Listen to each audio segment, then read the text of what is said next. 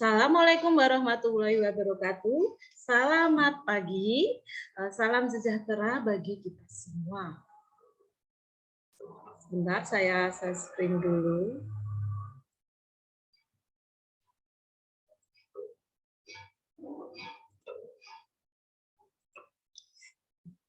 Izinkan saya share screen dulu ya.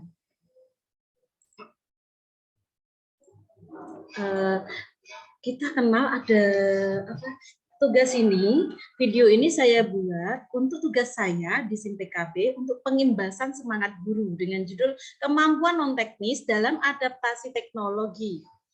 Ada pepatah tak kenal maka tak sayang. Di sini izinkan saya memperkenalkan diri. Nama saya Ambarwati, guru kelas 4 SD Negeri Miroto, Kota Semarang, Jawa Tengah. Langsung saja kita masuk ke materi ya. Kelas campuran. Apa ya itu kelas campuran? Nah, kelas campuran ini kelas yang menerapkan pembelajaran campuran sehingga murid mendapatkan pengalaman belajar yang lebih optimal. Pembelajaran campuran atau sering disebut dengan blended learning.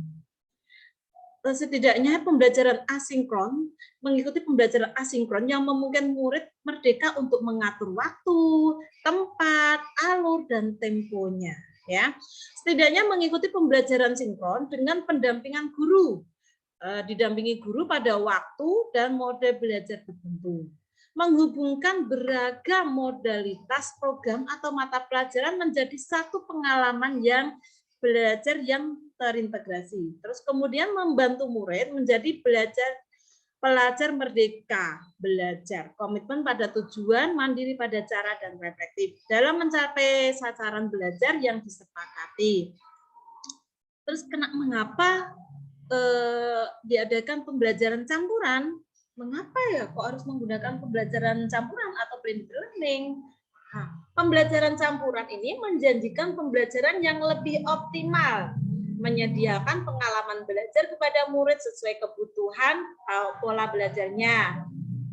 Kemudian bersifat luas untuk memenuhi kebutuhan muridnya, ketersediaan fasilitas, keragaman akses internet, dan pada saat kondisi pandemi seperti ini ya yang tidak pasti.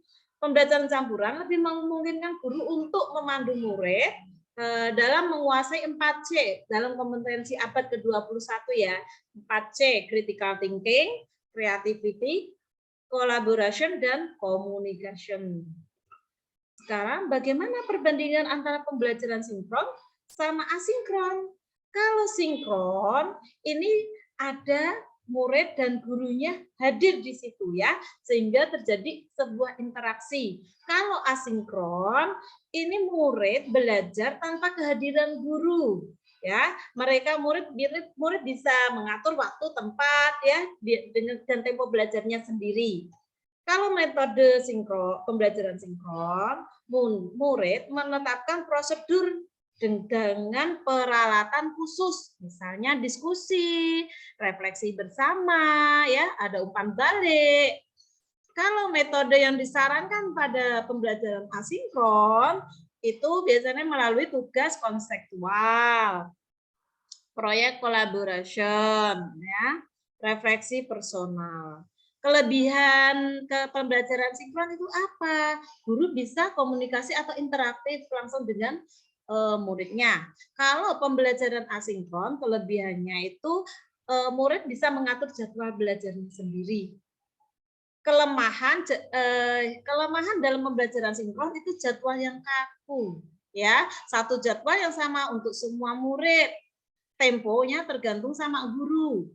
Kalau kelemahan pembelajaran asinkron, peralatan terisolasi, murid berpotensi merasa sendirian dan terasing dari lingkungan karena belajar sendiri tadi ya. Memilih pembelajaran campuran, kenapa kita memilih pembelajaran campuran? Kenapa ya? Nah, kebutuhan belajar murid, apakah murid butuh belajar dari pengalaman nyata, sinkron atau asinkron, atau butuh umpan balik langsung dari guru belajar? Ya. Kemandirian belajar, apakah guru harus menjelaskan atau memperagakan pelajaran secara langsung atau penjelasan atau peraga bisa ditampilkan melalui media poster atau video? Nah, ini pertanyaannya gitu ya. Tujuan pembelajarannya, apakah mempelajari konsep dasar asinkron atau mempelajari konsep dasar suatu konteks yang kompleks atau sinkron? Karakteristik umpan baliknya, apakah umpan balik bisa dibuat otomatis buat semua murid? Asinkron atau umpan balik perlu dipersonalisasi sesuai kompetensi murid atau sinkron? Ketersediaan waktu murid, apakah murid bisa hadir bersamaan pada suatu waktu atau sinkron? Atau ada murid yang kesulitan hadir pada waktu bersamaan atau asinkron? Nah, integrasi dalam pembelajaran campuran, komposisi pembelajaran yang direkomendasikan itu 1:3 antara sinkron dengan asinkron. Artinya untuk setiap 1 jam pembelajaran sinkron direkomendasikan dicampur dengan pembelajaran asinkron sebanyak 3 jam. Dengan demikian, guru bisa melakukan penyesuaian berdasarkan kebutuhan murid, karakteristik, dan tujuan pembelajaran. Padukan sinkron dan asinkron untuk mengoptimalkan kelebihan. Pandu murid memadukan pembelajaran yang didapatkan dari pembelajaran asinkron dengan proses belajar sinkron serta sebaliknya. Pembelajaran kolaborasi merupakan suatu hubungan antara siswa yang membutuhkan sikap saling ketergantungan secara positif, menunjukkan sikap bertanggung jawab setiap individu, serta keterampilan komunikasi interpersonal. Keuntungan apa ya dari kok diadakan pembelajaran kolaboratif? Ya, keuntungannya meliputi 1, siswa mendapatkan pengalaman bekerja sama, bukan hanya dengan sesama teman sekelasnya, namun dengan siswa lain sebelum mereka kenal. Kedua, dalam pembelajaran kolaborasi, interaksi antar siswa yang baru mereka kenal menjadi terarah. Kegiatan yang bersifat kolaboratif biasanya akan mendorong motivasi dan semangat kompetitif dalam arti positif bagi siswa. Siswa juga mendapat sumber belajar banyak dari guru selain guru sekolah sendiri yang selama ini mereka kenal.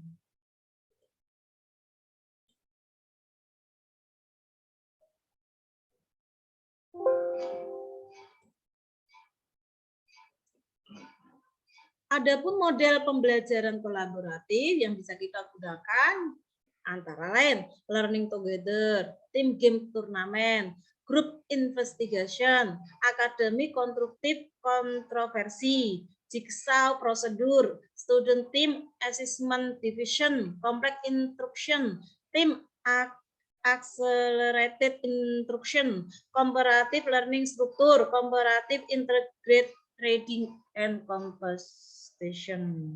Keunggulan pembelajaran kolaboratif antara lain diharapkan ya prestasinya belajar lebih tinggi, pemahamannya lebih mendalam, belajarnya lebih menyenangkan, mengembangkan keterampilan kepemimpinan, meningkatkan sikap positif, meningkatkan harga diri, belajar secara inklusif, merasa saling memiliki, mengembangkan keterampilan di masa depan.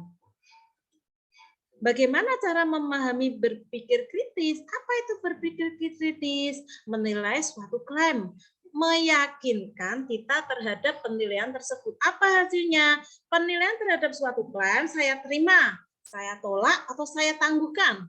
Keyakinan kita terhadap penilaian tersebut saya ragu, saya yakin. Apa stimulus berpikir kritis?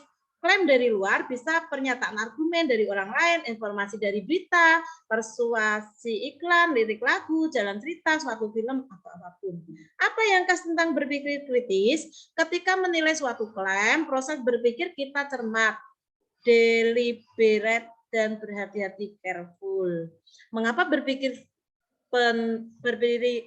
kritis penting dalam e-learning? Adopsi teknologi dalam pembelajaran hanya berdampak signifikan jika mempraktekkan student centered learning. Semua metode student centered learning menurut murid kita harus terampil berpikir kritis.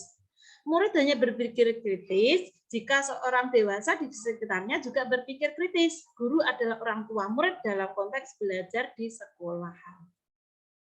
Apa itu komunikasi efektif ya? Nah, komunikasi yang efektif itu proses pertukaran ide, pemikiran, pengetahuan, dan informasi yang disajikan dengan cara yang paling dipahami oleh penerima, sehingga tujuan dapat terpenuhi dengan sebaik mungkin. Bagaimana mengasah kemampuan komunikasi secara virtual maupun tatap muka? Pada dasarnya, komunikasi secara langsung maupun virtual mempunyai beberapa kegiatan sebagai berikut. Satu, membagikan informasi. Dua, saling mendengar. Tiga, saling mengerti. Empat, membina hubungan yang baik. Pedoman yang dapat digunakan untuk membantu saat kita menulis komunikasi adalah pendek namun efektif, jelas, sampaikan yang harus dicapai, jadikan gaya komunikasi Anda memiliki kesan yang akrab, jelaskan jalur komunikasi yang tepat. Terima kasih. Oke, hari ini itu tadi paparan materi yang bisa saya sampaikan. Apabila ada kekurangan, saya minta maaf dan semoga ini bermanfaat bagi kita semua. Amin. Sampai jumpa.